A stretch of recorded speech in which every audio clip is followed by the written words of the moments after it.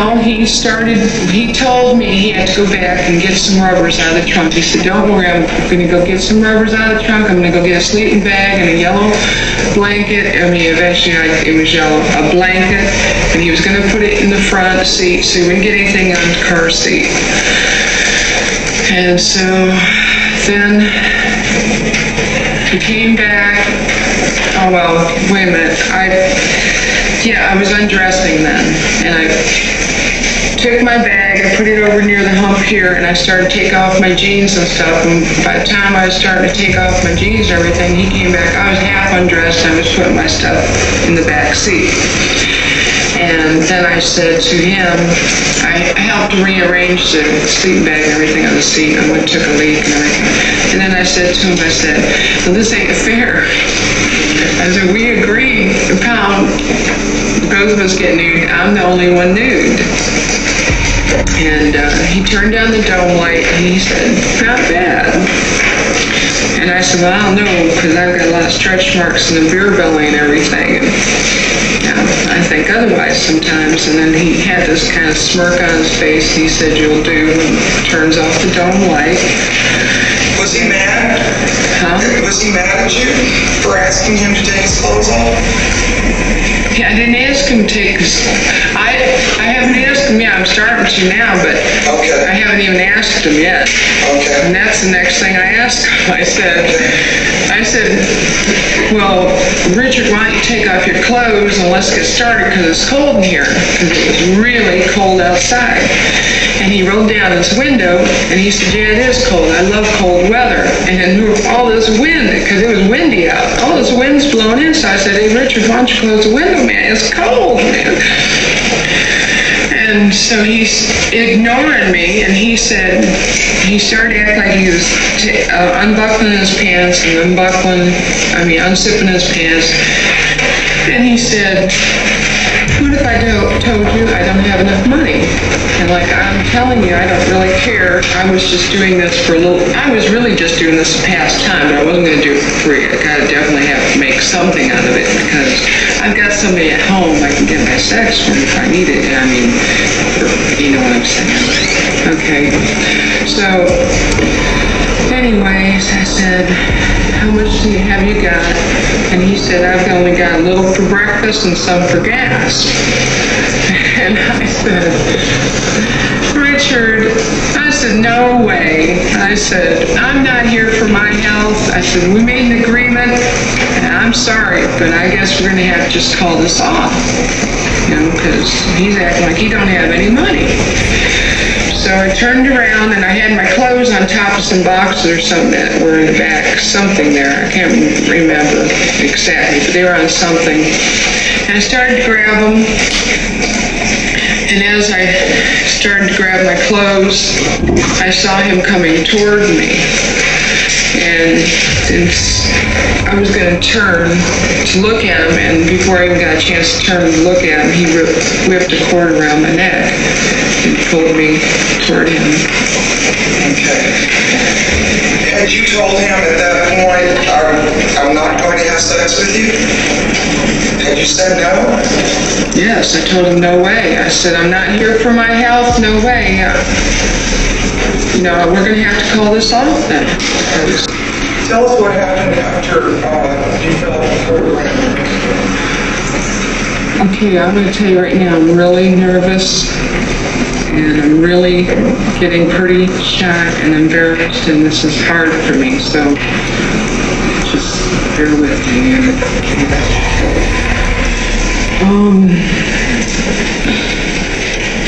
He put the cord around my neck, and he said, yes, you are, bitch.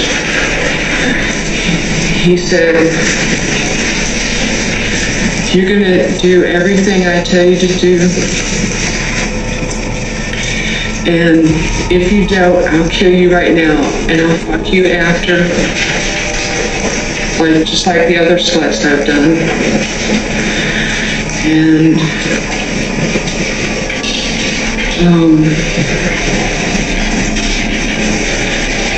And he said, it doesn't matter to me. Your body will still be warm for my huge cop. And he said, he was choking me and I was holding it like this, and he said, "Do you want to die, slut?" And I just nodded no. And then he said, "Are you gonna listen to everything I've got to say? Have you do?" And I just nodded yes. And he told me to lay down on this car seat.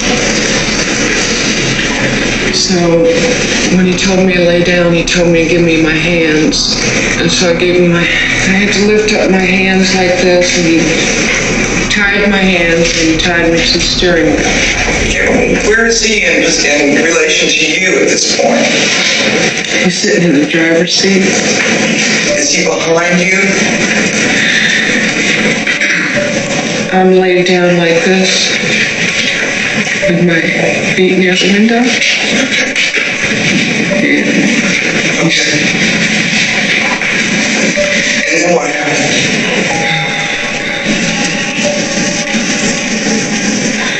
then he got out of the car.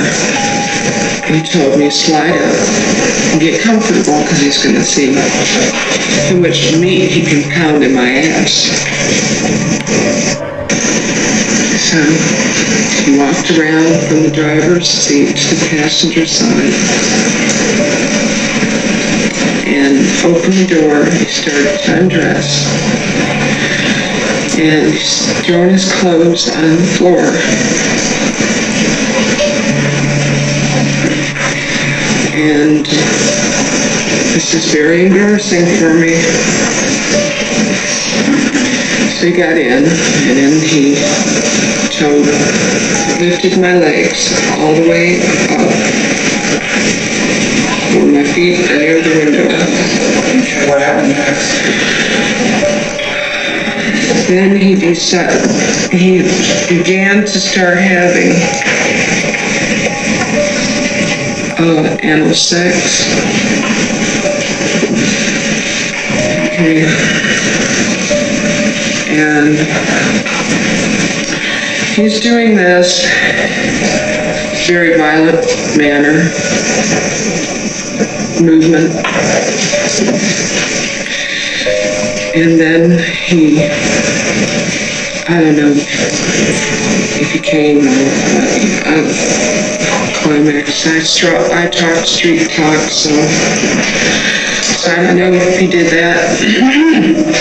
And he violently took himself out and violently put himself in my... Were you saying anything to him at that point? No, I was crying my brains out. Was he saying anything to you? Yes, he was saying that he loved to hear me, the pain that when I moaned, and he loved to hear my crying, and it turned him on. Okay, then what happened?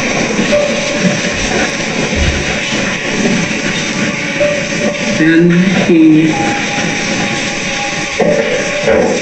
he pretty much bruised like my cervix and all and everything else. He got off.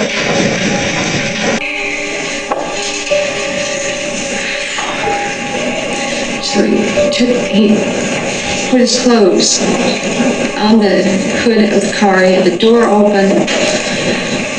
Now, went and got the ignition out of the car, went into the trunk and got something out of the trunk, and he brought it back, and it was a red cooler and a blue tote bag.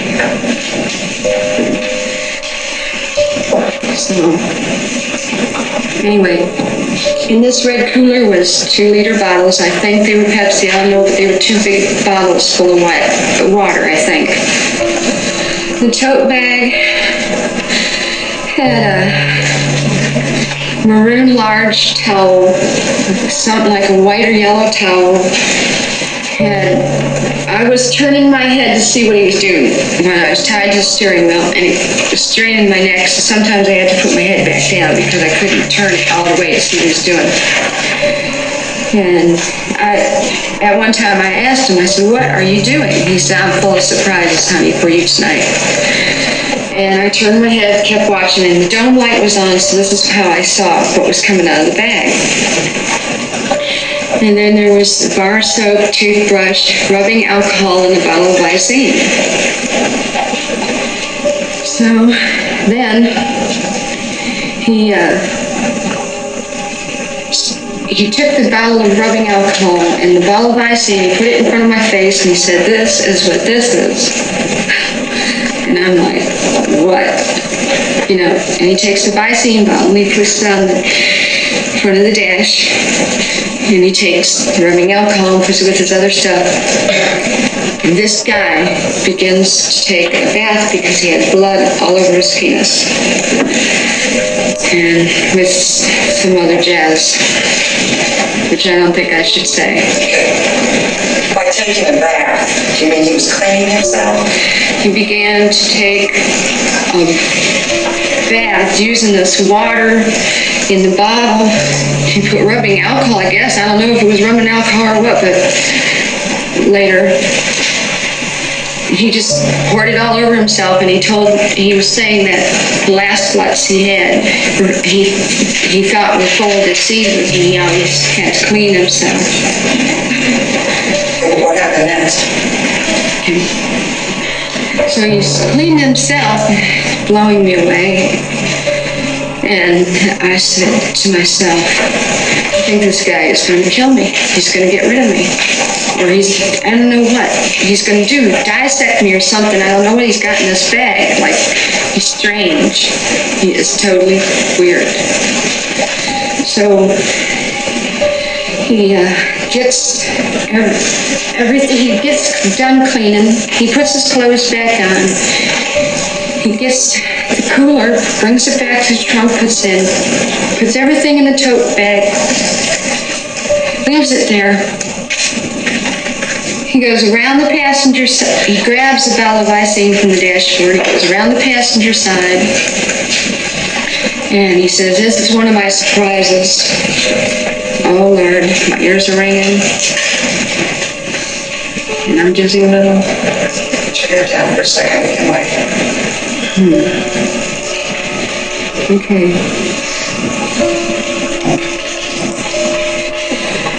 All right, so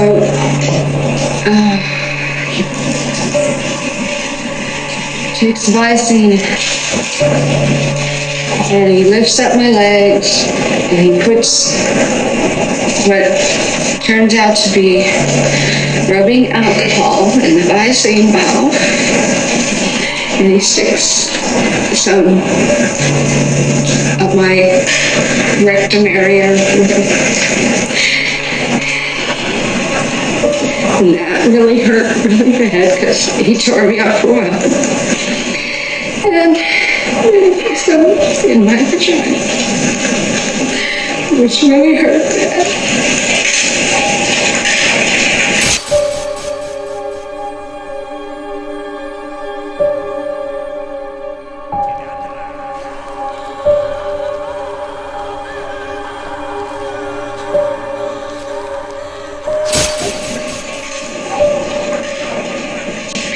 And then he walked around to the back to the driver's seat side, and he pulled my nose open like this, pulled them open, and he squirted rubbing alcohol down my nose. And he said, "I'm saving your eyes for the grand finale," and he put the Visine back on the dash. And I was really pissed. I didn't care. I was yelling at him and everything else. He was laughing away, saying, "That's what I want to hear when you start crying and all that pain."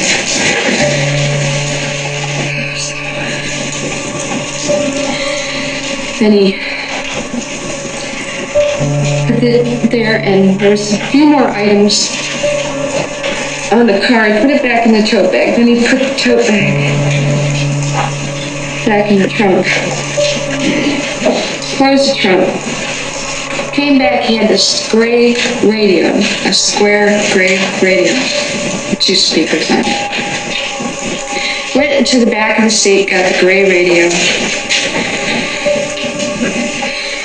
Then went around the passenger side, made a drink, because he couldn't get through with me tied to the steering wheel. And then he walked back to the driver's side and went underneath the seat and got his marijuana, got his cigarettes off the dash, and I guess he walked over to the front of the car because I couldn't see where he was. And I felt the car move, and he's just sitting there, and he cranks up the radio. The window is still open in the car. I'm freezing to death. And so he's just sitting out there listening to the radio, and I'm thinking this guy is thinking how he's going to kill me. So I'm trying desperately to get off, untied the steering wheel. I tried 101 times, and he even said, I can feel you moving in there, don't worry, you ain't gonna get untied unless I untie you. I didn't care, I kept trying, and I kept moving my body up like this and pulling and pulling.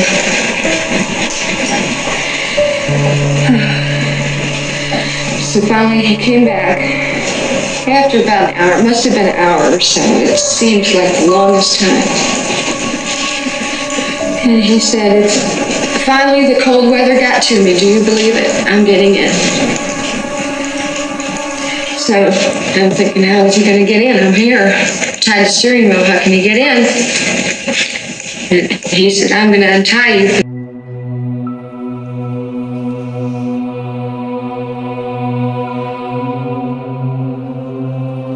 Steering wheel, you better be a good girl, I'll kill you. So he untied me from the steering wheel.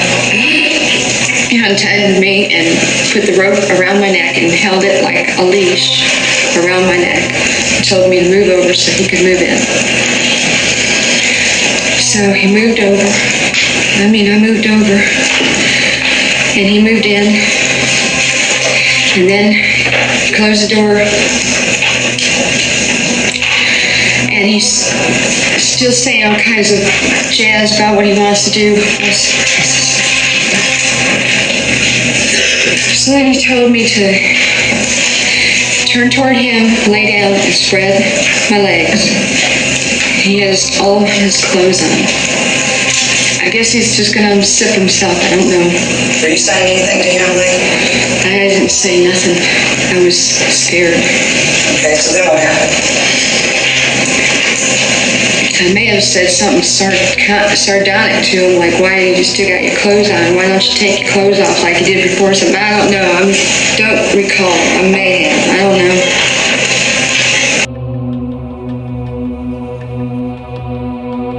Maybe. It's too long ago. It took me long. It was hard enough for me to remember these blackouts because this is a blackout situation that I had to remember.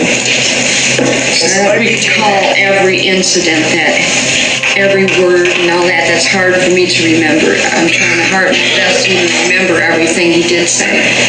Okay, just tell us what you do remember. Okay. So he had me turn and he wanted to start having sex with me. And he had the rope, not the rope, I later learned it was jacked to a stereo, but it was cut. Where there's only one jack. And that's how I found out it was jacked to a stereo or something, or TV or something. It was round, gray. So he was holding me like this, like reins. That's when I said, I'm going to grab this. He grabbed it, it came right out of his hand, I flung it in the back seat. Did you say to him, I'm going to grab this, or No, my mind. Okay. I said, grab that, grab it now, do something, you gotta fight. I thought to myself, I gotta fight, I'm gonna die. This guy is gonna play with me, and then he's gonna kill me. He's already said he's gonna kill me, he's already said he killed other girls. I gotta fight. I just gotta fight for my life. Plus, now I was close to the area where my bag was, where my gun was. Okay, where was your bag? My bag was near the hump because I had first had it in. the right side, but I had to move it because it was in the way for me to get my jeans off. And so I kind of moved it almost on the hump. Actually, it was almost on the hump. I pushed it all the way over so I could get room to move and change. Okay, so what happened next? So then, I grabbed it, he takes his left arm, he choking, and I grabbed he just grabbed me like this, and I grabbed my hand up like this and kept it away. He slapped me really hard in the face, and he started choking me, but I grabbed his right arm, yes, and I kept it up, and I got upward with my feet, and I pushed him back, and he kind of quit struggling and just got up on his knees and said, "You're going to be a lot of fun." And while he was saying that, I jumped up real fast and I spit in his face.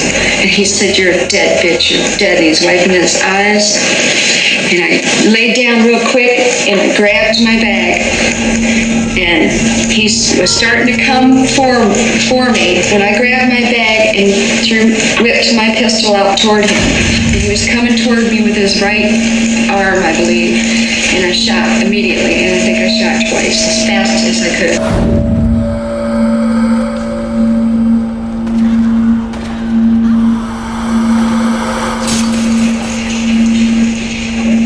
Then what'd you do?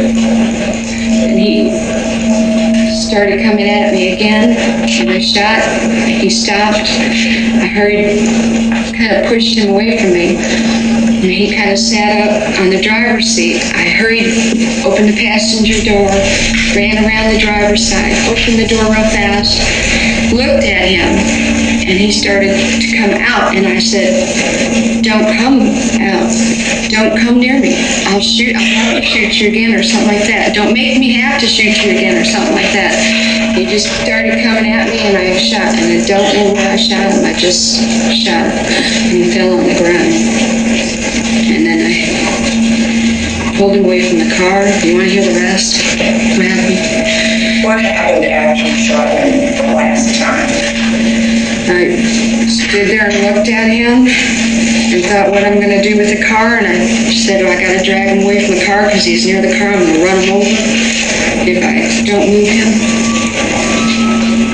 So I dragged him away. I got back in the car totally nude. I went to reach for the keys and the ignition started up. It wasn't there. So I ran back to him. I looked in his pockets for his keys, got his keys, went back to the car, started it up, backed up. Headlights, turned them on. I turned him on, looking at his body. I went back to him, checked his pulse. He was dead. I saw a carpet in front of him because of the headlights. I said, I don't want the birds to be picking at his body. So I grabbed the carpet and I put it over him. Jumped in the car, backed out, took off nude, went back to Quail Run. Lee, did you take anything else off of him when you went into his pockets other than the car keys? No.